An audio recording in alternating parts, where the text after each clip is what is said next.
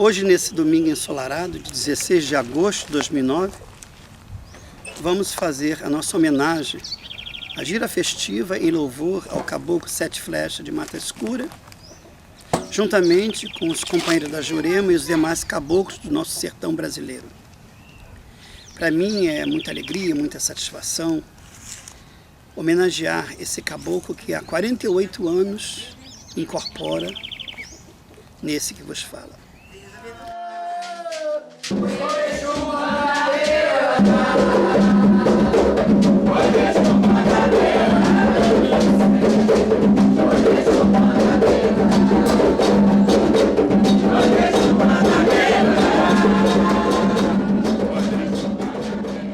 A Umbanda para mim é de suma importância. Segundo relatos de meu pai carnal, o senhor Tarcílio Pena, que Deus o tenha, aos 4 anos de idade ele fez a minha iniciação dentro de um terreiro de Umbanda. Terreiro esse que ficava situado na rua Maria Lucinda, em São João de Meriti. Terreiro de uma senhora chamada Maria da Glória, era a tenda espírita Ogum Beramá em Ançã. Terreiro esse também que, independente de Umbanda, tinha seus ritos de Omolocô. Assim sendo, segundo meu pai, sempre que ele estava à porta da nossa casa, que nós residíamos em São Cristóvão, para ser preciso, na rua General Argolo, número 205, ele ouvia sempre uma voz que dizia que algo iria me acontecer se eu não passasse por uns ritos de Umbanda, se eu não fizesse um batismo ou qualquer outra coisa semelhante ao espiritismo. E assim, baseado nessas vozes que meu pai dizia ouvir, ele levou-me até a casa da Dona Maria da Glória, ele em companhia de minha saudosa mãe, Dona Dalguimar, e lá chegaram a um consenso religioso que eu deveria ser iniciado na Umbanda. E assim aconteceu, eu, aos 4 anos de idade, fui iniciado dentro de Umbanda.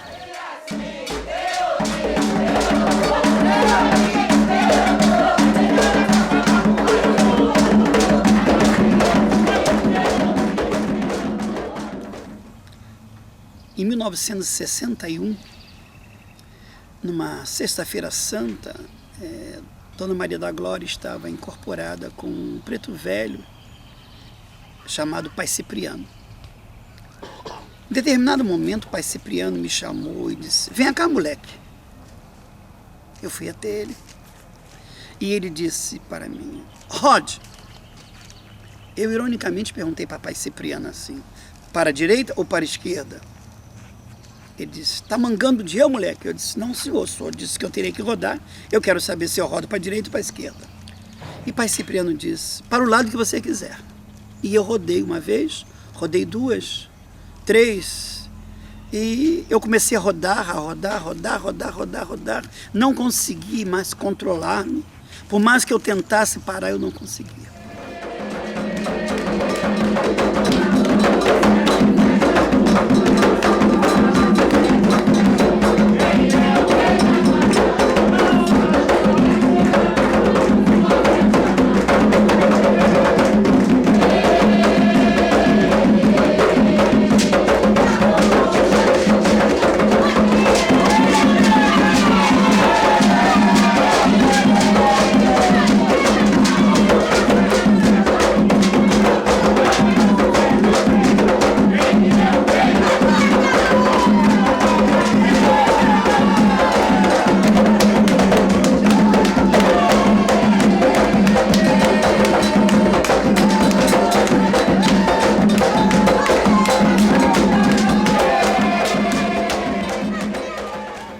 Ela entoou um cântico que dizia assim: "Bacuro, quando chegar no reino, todo mundo quer saber sua suna.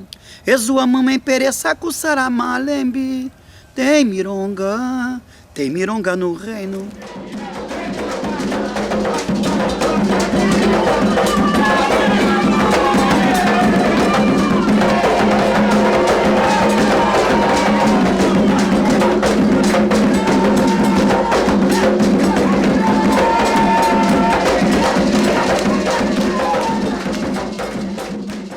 Esse cântico, que outrora era entoado nos terreiros de Omolocô, hoje ainda entoados quando eu faço alguma homenagem a um caboclo, seja ele aborígene ou caboclo do sertão, seja ele junção do índio com o negro, do branco com o negro, mameluco ou cafuso, eu entoo esse cântico para ele dizer qual é o nome dele. Que eu sou satisfecho e lembrar que eu sou seu pai.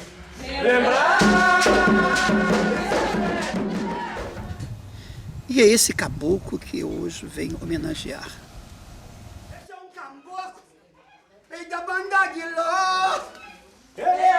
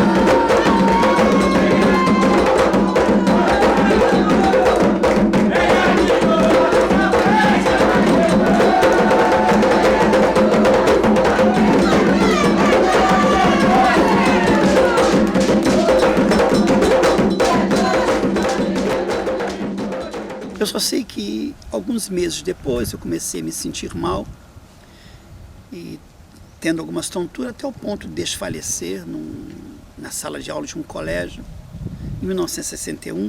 E ali numa tarde, numa sala de aula, quando a matéria era... Eu estava no quadro escrevendo Mare Nostrum e ali eu desfaleci. Levaram-me e me socorreram numa clínica médica que tinha em cima da padaria Trivoli. Meu pai levou-me novamente a Dona Maria da Glória e lá ela disse-me que eu teria que ser iniciado. Consultou lá a maneira dela, os costumes dela de Omolocô e ela disse-me que eu era filho de Ogum Cunhançã e que eu teria que me iniciar. Lamentavelmente, a minha saída teve, obviamente, de Ogum, mas passado alguns dias eu comecei a sofrer outros desmaios. Dona Maria da Glória tinha por hábito, durante o ano, fazer 2 homenagens aos pretos velhos. Uma era na Sexta-feira Santa e outra no dia 2 de novembro. Então, nesse intervalo, ela recebeu a visita na casa dela de um senhor chamado Laudelino dos Santos, para convidá-la para participar do pilão de Obatalá que ia ter na casa dele. Dona Maria da Glória aceitou o convite e todos nós nos dirigimos para a casa do senhor Laudelino dos Santos, que ficava na transversal. A casa dela era na Maria Lucinda e ele morava na estrada de Minas, esquina com a casa dela. E na casa do senhor Laudelino foi quando eu bolei, no momento em que as pessoas adentravam o salão com um feixe de atori, foi quando eu bolei, e ali eu me recolhi, passei por todos os processos de iniciação dentro do rito Nagô, Yoruba e Bomina, do qual eu sou atual dirigente hoje, que é o Axé Baibô. E no dia 16 de dezembro de 1961, o Obatalá Babalé Jubé disse alto em bom tom o seu Orucó. Pemba com pemba, pembará, pemba e pemba de gangazumba. Pembará,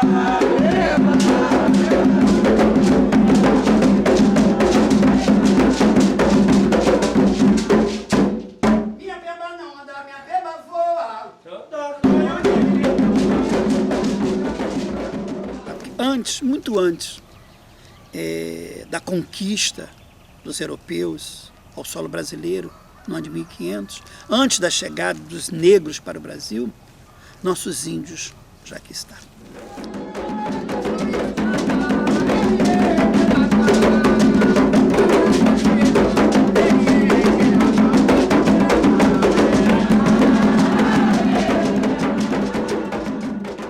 Sete flechas de mata escura. Por que sete flechas de mata escura?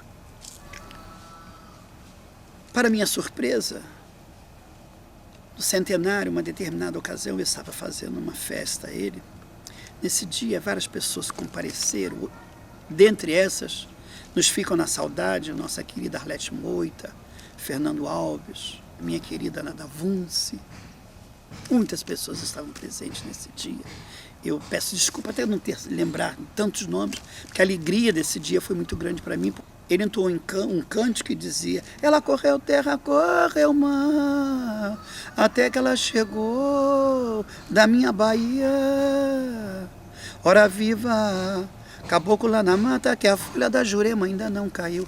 Diz que ele dirigiu-se a uma senhora que estava bem no final do salão, colada à parede. Então eu tomei ciência naquele dia, para minha alegria, que essa senhora era filha carnal de uma mameto em Mata Escura, Bahia, e que sofria essa mesma possessão do caboclo sete flechas.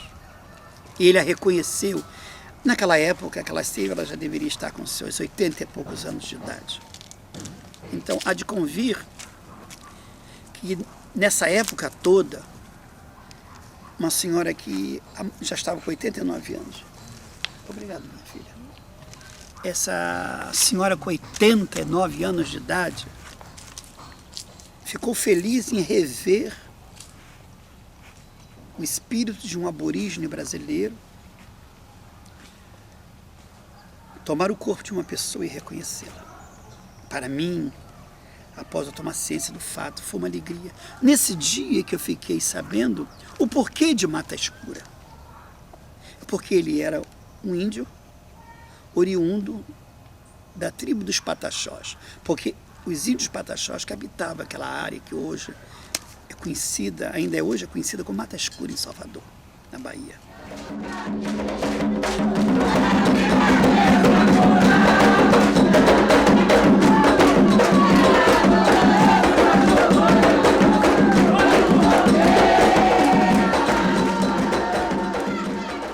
Para mim foi um marco, uma alegria. Se eu já amava o Caboclo Sete Flechas, hoje muito mais ainda. A Umbanda de Seu Zélio, os caboclos não usavam cocares, não fumavam charutos, não bebiam seus vinhos, não tomavam aluá, não comiam saião, com mel de abelha, não tinha nada disso. Essa gira festiva em louvor aos caboclos, ela teve muito mais ênfase depois que o senhor Tancredo criou em solo brasileiro o que nós chamamos de homolocô, cuja palavra quer dizer filhos do dono da fazenda. Então esses ritos, esses cânticos, esse batuque que é feito é oriundo